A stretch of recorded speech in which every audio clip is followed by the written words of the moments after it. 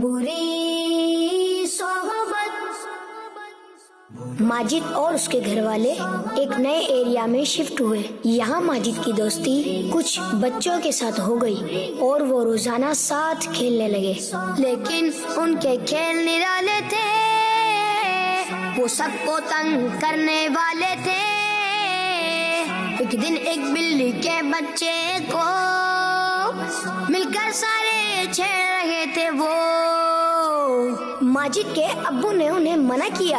फिर माजिद के अब्बू ने माजिद को समझाया कि बेटा वो अच्छे बच्चे नहीं हैं, तुम्हें उनके साथ नहीं खेलना चाहिए। अब्बू ने माजिद को समझाया लेकिन उसको समझ नहीं आया। माजिद बोला, अब्बू बात सुने, मैं इन जैसा नहीं हूँ, याद रखें। अब्बू मैं इनकी बुरी आदतें नहीं अपनाऊंगा। अगले दिन अब्बू घर में कुछ सेब लेकर आए। उन सेबों में एक सेब थोड़ा गला सड़ा था।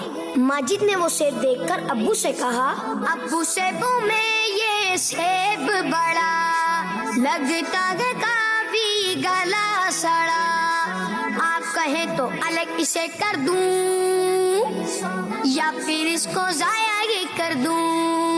अब्बू ने कहा, नहीं बेटा अभी रहने दो, कल देखते हैं। अगले दिन देखा तो दागी सेब के साथ रखे सारे सेब दागी हो चुके थे। अब्बू ने कहा, बेटा बुरी सोहबत का ये असर होता है। खराब सेब ने अपने साथ वाले सभी सेबों को खराब कर दिया। माजिद को भी बात समझ आई,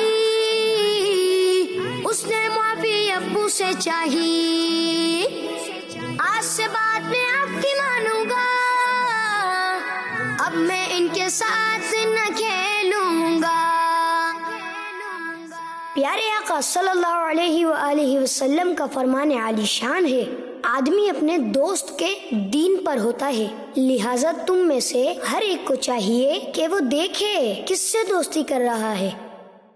बच्चों का मदनी चैनल आ गया, बच्चों का आ गया।